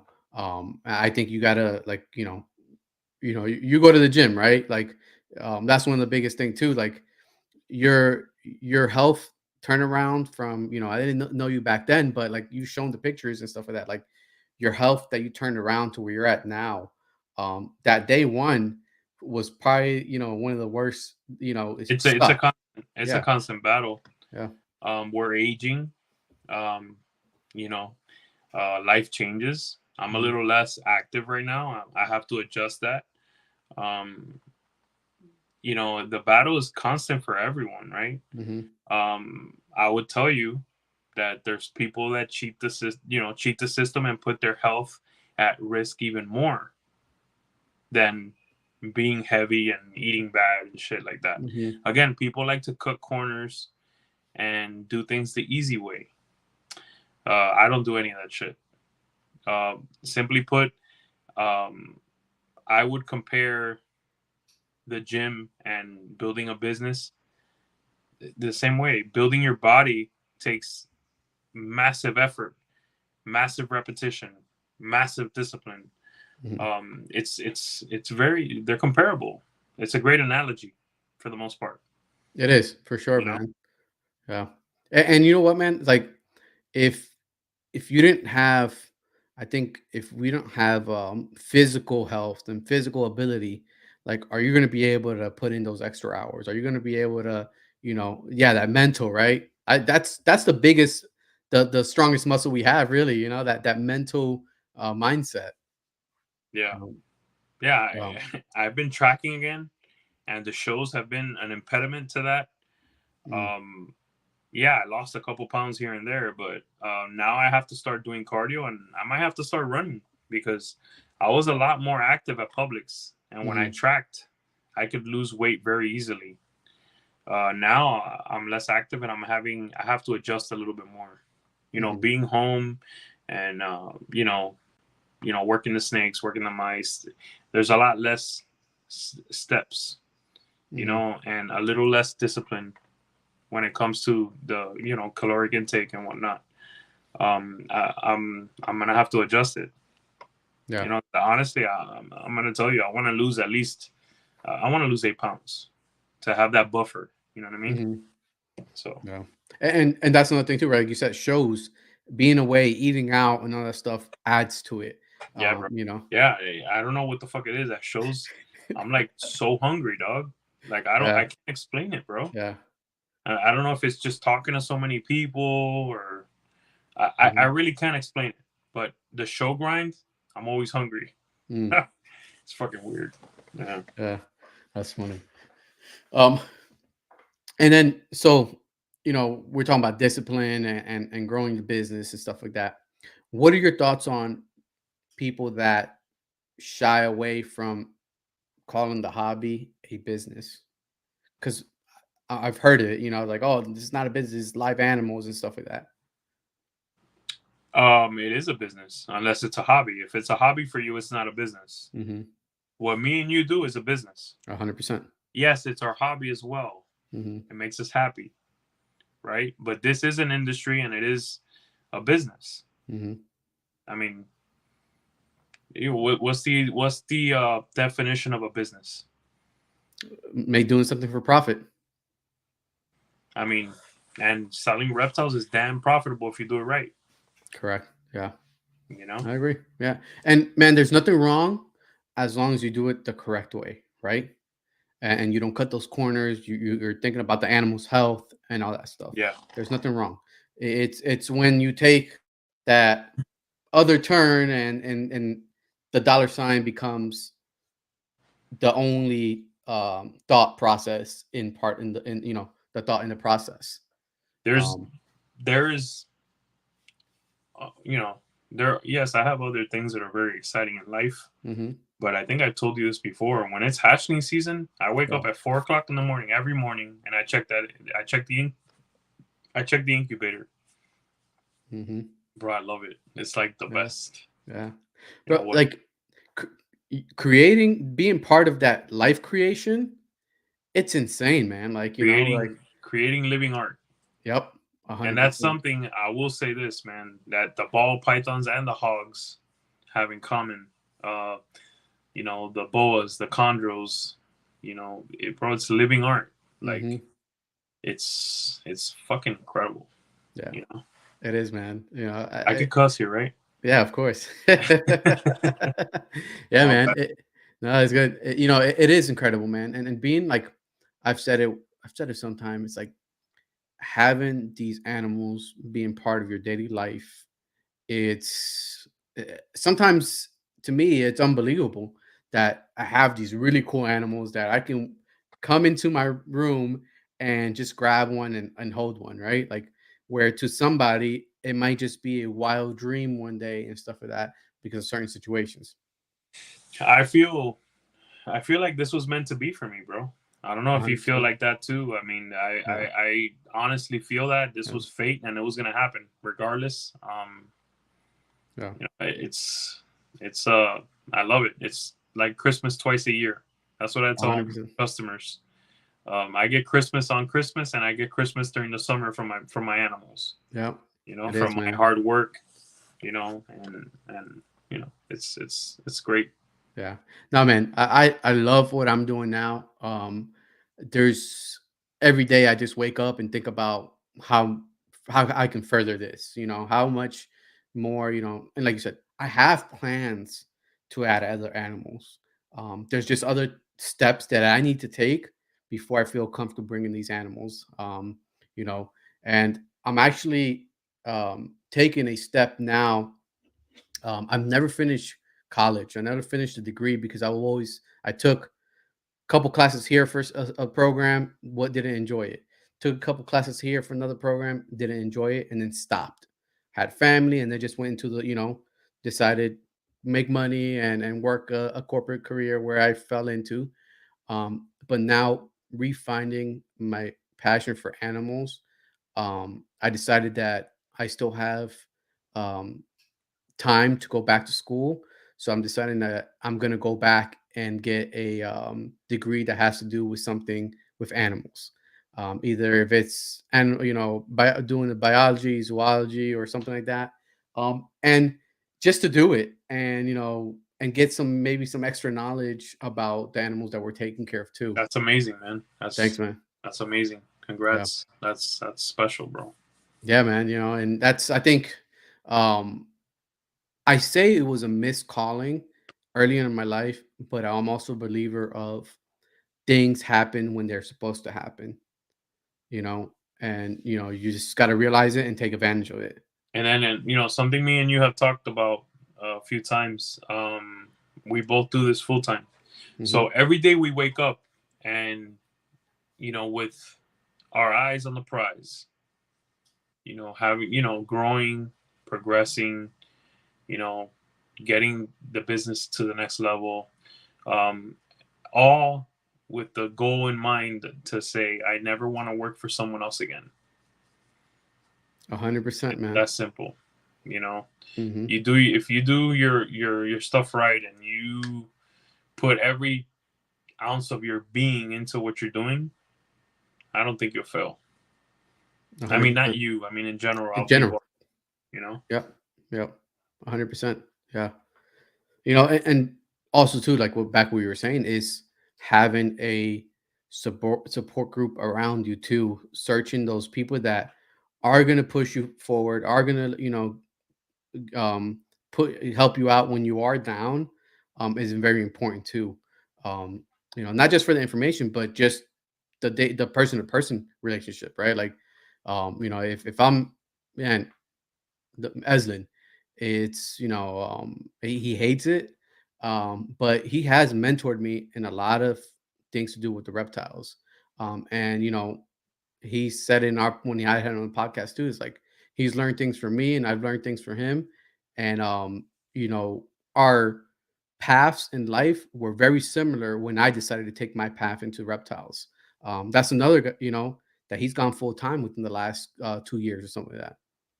Yeah, And yeah, same thing, building up to where he's at now. Um, yeah. but man, There's definitely a few people that have mentored me too, hmm and I care deeply about. They made a really big impact on me. So hmm always hold those people in high regard and be appreciative. 100%, man, for sure. You know, any I always say is any like I always like to look outside of our industry too for growth and inspire and being inspired by certain things. It's like no successful person does it on their own. Yeah, There's always a team behind them. I'm a big fan of people that have that can say they have longevity. Hmm. I Anyone could come in and blow up for a year or two, right? I'm a huge fan of long term success. You know, Yeah. um, there's no way around. Um, you know, the success of someone like LeBron, the success of someone like Dr. Dre, the success of someone like Eminem, 50 Cent, Jay Z. People that have been Nas, people that have been doing what they're doing at the highest level for 20 years. Hmm. Um, I'm not a big fan of things, but I really look up to people that can do what they do at a high level for a very long time. Yeah. and still be passionate and love it, and it not be all about the money. Yeah. And man, and you named a lot of greats. And another thing too in common, that I think a lot of us can have too, it's all those guys started from the bottom, man. Like from Yeah, the dirt bottom, right? yeah, Like selling, selling cassettes out of the back of a fucking yeah, truck, and yeah, someone that we can mention in the reptile industry, Brian Barczyk. yeah. Rest in Rest in peace. peace, Yeah. rest in peace, Kevin McCurley. Um, I know I'm forgetting some. Justin Kaboka, dog. Hmm. Justin Kaboka, bro. Look at where this man is today. Like, I remember when this man was in a room reading, bro, a kid. Yep. Yeah. Me and him have a lot in common. We both came into this as young men. And Hmm. um, in no way am I comparing myself. Let's be clear. But man, like, it's amazing, bro. Like, what this man has built. You know. Yeah. You know what's an interesting one thing that I heard him say that has stuck with me was him going to his, I think, one of the first major reptile shows, and him creating a little card with his info on it. On the other side was lines where people can write animals they're looking at and later on review it. And he says that card a lot of people kept even after the fact. And not because his info was on the back, it was because they wrote animals that we're looking at. The benefit of his info being in the back was later on that people just kept this card. Yeah. Yeah. That's one of a genius marketing, right? Like, Yeah. you know, You know, do you go ahead. everyone that we mentioned has had an amazing impact on other people. Hmm. You know, the Yeah. Mamba is another one that, Kobe Bryant is another one that super impactful to me, man. Hmm. Um, you know, the way that man worked himself into the ground, you know, you know, worked so hard with less athleticism. Um, but, he made it with less athleticism. Yeah. Look at everything the guy did. So, there is no excuse for there, in my view, and I know this could be hard. There's no excuse for some failures out there. You know, um, work hard and make it happen. Yeah. Yeah. What do you think about, and I've seen this too, I think people that sometimes things come easy to either intellectually or physically and stuff like that, and don't take advantage of that and push They don't yourself take to the care of next. it. Yeah, isn't that crazy? Yeah.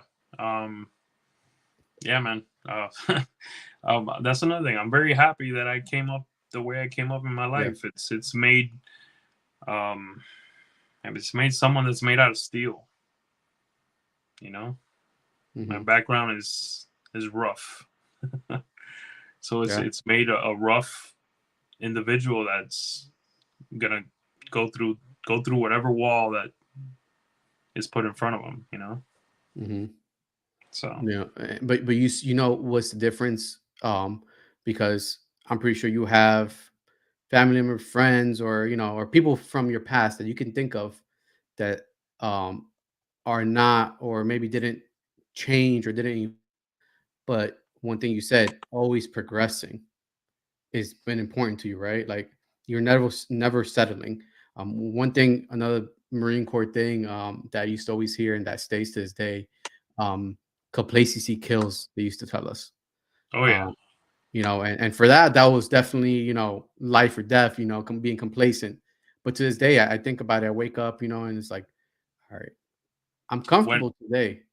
Yeah, You when know. it's not a real business, I guess you could be a little complacent. Hmm. But when it's a business, bro, and you don't you're working for you. Hmm. You're working for your family. Hmm. You there's no place for complacency. Yeah. Yeah. You need to be detailed as ever. As you need to have. You need to be a visionary. You need to be on your game. If you're not on your game, you're gonna lose. Yeah. And then like as a small business owner, you're doing the work, you're doing marketing, right? You're thinking about the future, of what you're going to do with your business, so planning and stuff like that, is there any of those aspects that um, you always maybe you're thinking about improving this day or within the next year and stuff like that? Like, man, I need to get better at this aspect of my business. The only thing I could bring up this year is I incorporated the ultrasound, Mm, and I have to still adjust to that. hmm. But with that, the experience of going the full year with it, I'll know exactly what to do next season, because I was always old school. I never used an ultrasound. I have to admit, it did change things, the way I do things a little bit. Hmm. Doing so many shows changed things a little bit. Um, so yeah, there's little things I need to compare, like data, from this year to previous years. Hmm. Um, the impact the ultrasound had on my breeding season. Um, good and bad, because there could be a little bit of both. So 100%. that Yeah. that's something I'm gonna look at once the season is all said and done. Yeah, because there had to be a learning curve too, right? Like on how to use it, on how what you're looking for and stuff like that. Um, Well, it was easy, but mm, the timing of where the females are, I have to. Did I not do things like I typically do? Did I not put a male in with this girl this month? Did I rely too much on the ultrasound? mhm, Those are things that I have to analyze at the end of the season. yeah, and you're Did saying it I did was I uh, overthink it? mm, yeah, You know, that's yeah, another one. yeah, because you're used to one way. You have to go and change things, right? You have to adjust. Yeah. um but you say it was easy to adjust to the ultrasound, and I don't and I think it's and I'm pretty sure it's because of the experience you have without it already, right? Like, you're not 100% counting on that ultrasound to tell No, you when your females are ready. no, but Yeah. I am trying to use it to make things better. Hmm. I'm using it a lot. Hmm. You know, another thing that I found invaluable in the ultrasound is, I know which girls I need to get more food in. Mm. That's something. When I went to your place Do the hog nose, yeah. to do the hog nose, that was pretty cool. I mean, we Yeah. learned really quick how Yeah. to do. Even with an animal that moves so much. Yep. And I told a couple friends, hey, I ultrasounded some hogs with my buddy today. He's like, oh, nobody does that. They just palpate. It's a very, it's a softer Yeah. animal. It's People just it, palpate. You yeah. know, but it was cool to do something different, bro. 100%, man. And you know what, man? If you can't, even if it's a 1% edge or a improvement, why not take it? Yeah. Right? No, it's gonna improve my stuff big time. Yeah. Yeah. I should have been doing this earlier. Yeah. So let me ask you, what stopped you from doing it earlier? No, being a little close minded. Oh, I Mm, don't need that. And not being full time. Not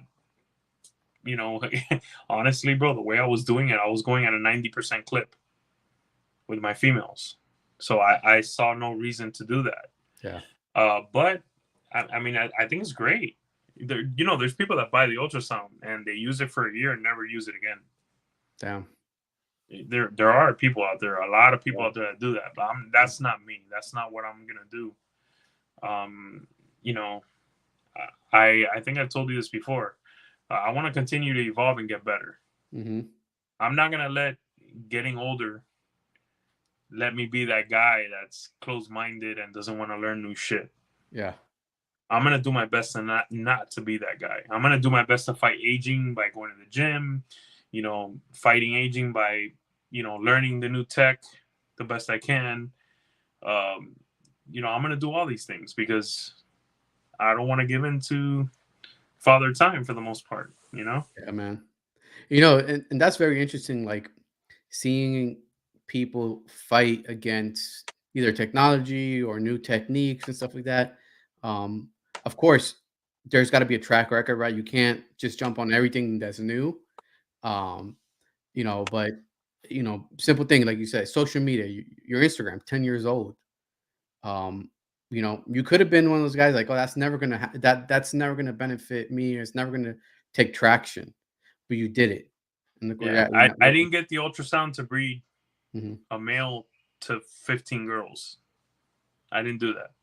mhm, I got the ultrasound to freaking to get better, and maybe breed a male a little less, or the I want to see where my girls are at. I want to see where what I visually saw every year in a female. I want to see it inside as yeah, well. Now I know where a female is when she's glowing, exactly where she is for the most part.